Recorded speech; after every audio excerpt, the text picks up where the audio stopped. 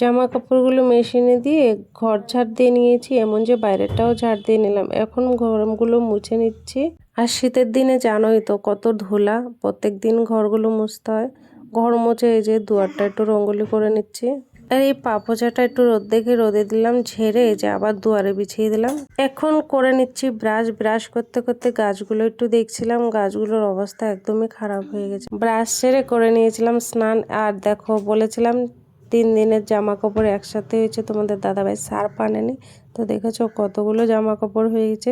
আর এই শীতকালটা বাড়িতে একদমই রোদ আসে না, আর এখানটাতে রোদ আসে। তো এখানে প্রথম দেখো মুছে নিচ্ছি, এতটাই ধুলা এতটাই নোংরা, না মুছলে আর জামা কাপড় শুকাতে দেওয়া যাবে না। মোটা মোটা জামা কাপড়গুলো পাঁচিলের উপর দিলাম, আরগুলো এই যে দড়ির উপরে দিয়ে দিলাম। তো দেখো গাছে একটা ফুল ফুটেছে, তো এই ফুলটা নিয়ে এখন যাব পুজো করতে। আর ঘরে কেনা ফুল আছে। তো দেখো বাবু পুরা খুশি, একটা বেলুন ফুলিয়েছে। তো আমার পুজোও কমপ্লিট।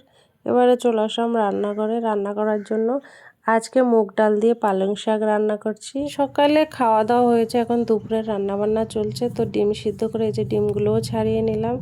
আর আজকে পাতলা টমেটো দিয়ে ডিমের ঝোল করেছি, এখানে খাওয়া